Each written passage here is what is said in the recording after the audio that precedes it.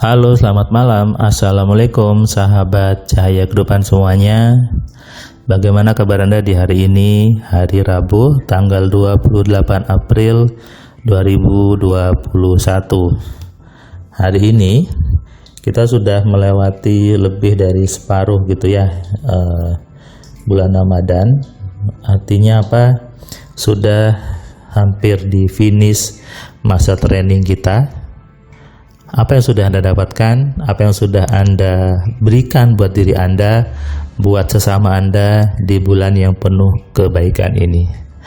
Saya doakan Anda semua, terutama teman-teman muslim yang sedang mengerjakan ibadah puasa, yang mungkin ketika mendengarkan suara ini setelah tadarus Al-Quran, setelah sholat tarawih gitu ya, Anda mendapatkan cahaya, mendapatkan petunjuk, mendapatkan kebaikan yang berlipat-lipat lebih dari 1000 bulan. Itu janji Tuhan, janji Allah gitu ya, di bulan yang penuh kebaikan ini, bulan yang penuh kesucian.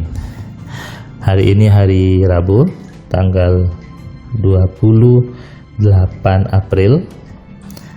Saya hari ini seharusnya tadi ada jadwal kelas AMC online gitu ya, tapi karena kemarin si bapak yang harusnya hari ini, dia minta reschedule ulang karena dia ada training di kantornya yang tidak bisa ditinggal, sehingga dia harus menjadwal ulang. Akhirnya kenanya nanti di bulan Juni, karena memang jadwal AMC online-nya itu padat, dan saya juga memberikan waktu buat saya dan aktivitas lainnya, sehingga seminggu saya kosongkan 1 atau 2 hari gitu ya. Dan ya karena yang pengen belajar cukup banyak. Kenapa cukup banyak? Karena buktinya sudah cukup banyak. AMC itu berbeda dengan ilmu yang lainnya. Di AMC saya ingin membuat Anda untuk praktek dan praktek, sehingga sangat wajar di grup banyak sekali testimoni setiap hari, banyak sekali yang testimoni tentang kesuksesan, kebaikan mengerjakan metode AMC-nya. Kenapa? Saya memang membuat AMC sebagai ilmu yang praktis, tinggal pakai aja untuk telepatinya, kemudian untuk berdoa, untuk sahabat virtual dan sebagainya. Semuanya langsung praktek. Di AMC saya tidak suka banyak-banyak teori, nggak suka banyak-banyak filosofi gitu ya, banyak-banyak filsafat. Buat saya hidup ini ya harus langsung praktek, langsung actionnya itu action yang tidak terlihat gitu ya. Dan ya itulah harusnya hidup, jangan kebanyakan teori, jangan kebanyakan ilmu yang isinya hanya dogma, hanya sebuah retorika yang sebetulnya nggak ada gunanya. Saya ketika saya kuliah dulu gitu ya di Telkom sama di ITS, kebetulan dosen-dosen saya itu memang orang yang tidak suka retorika. Mungkin karena saya kuliah di teknik gitu ya, jarang sekali memberikan dogma-dogma atau sekedar teori. Mereka biasanya langsung memberikan teorinya sedikit, langsung contoh soal, langsung prakteknya, bawa di lab, kemudian ada buktinya, ada hasilnya, sehingga saya lebih memahami, oh ternyata seperti ini gitu.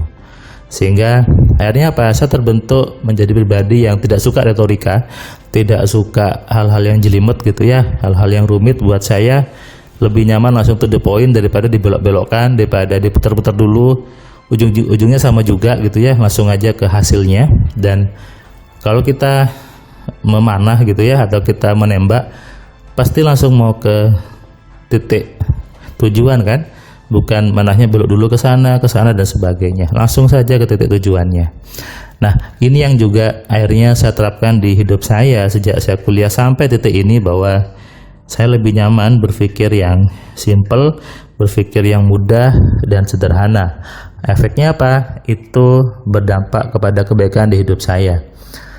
Hari ini tadi akhirnya ketika kosong, saya tadi aktivitasnya ke kantor pagi gitu ya, absen, kemudian ada meeting Zoom sebentar di kantor. Setelah itu saya ke kampus tadi saya ngambil parselan. Tadi ada parsel yang di ruangan dosen saya, kemudian saya ambil dari kampus.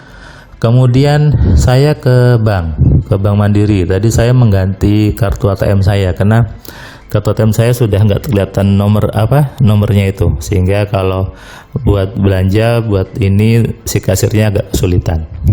Dan tadi ketika saya sampai di sana, si CS-nya itu bertanya gitu ya, Pak Firman dosen ya? Karena saya memang menulis di pekerjaan itu adalah dosen. Iya, saya bilang, dosen di mana Pak? Saya sebut nama kampus saya. Kemudian dia kembali tanya gitu ya, karena saya sambil ngeprint buku tabungan. Dia tanya juga, dosen tabungannya banyak ya Pak ya gitu ya. Karena di situ tercantum ada angka sampai MM-an gitu ya. Dosen tabungannya banyak ya Pak ya. Terus saya bilang, kenapa Pak? Tidak boleh ya dosen tabungannya banyak gitu. Nah, ini dia pun ketawa gitu ya. Dia bilang, ya tidak apa-apa Pak gitu. Kadang orang melihat secara global saja. Oh, dia pekerjaannya ini harusnya dapatnya sekian. Dia pekerjaannya A harusnya hanya dapat sekian. Dia pekerjaannya B harusnya tidak bisa punya mobil. Dia pekerjaan ini tapi harusnya tidak bisa punya rumah. Itu kadang yang tertanam di masyarakat kita. Adalah harusnya tidak penting sebetulnya apa pekerjaannya, yang penting kan hasilnya gitu. Status mungkin pekerjaannya karyawan swasta, status pekerjaannya pegawai negeri sipil, tapi belum tentu hasilnya hanya dari gaji saja.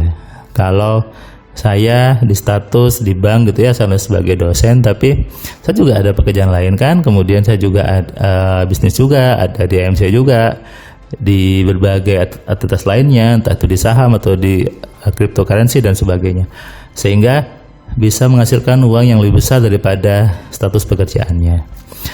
Dan setelah tadi saya dari Bank Mandiri itu, saya ke bengkel mobil karena mobil saya yang Pajero itu sepertinya sudah waktunya spuring sama balancing. Karena kayaknya gitu ya, bannya kalau saya setir agak ini yang kena yang luar gitu, jadi yang makan ke ausnya yang di luar. Kalau saya bawa ke bengkel tadi mengatakan, oh ya Pak, ini perlu di spuring sama balancing. Mobil saja perlu diseimbangkan, mobil saja perlu dibuat balance, dibuat seimbang. Manusia juga harusnya sama, dibuat balancing. Hidup kita juga harus balance, harus seimbang. Artinya apa? Ya seimbang dari semua aspek, dari kebahagiaan, kekayaan, kenyamanan, kemudahan, semuanya balance gitu ya. Dari sisi spiritualitas, sisi keimanan Tuhan, sisi akademisi, sisi kecerdasan nalarnya, kecerdasan spiritualnya, kecerdasan finansialnya, semuanya seimbang. Ketika semuanya seimbang, maka hidup itu pasti nyaman, hidup itu pasti enak. Otak saja ada dua, kiri sama kanan, harus seimbang kan?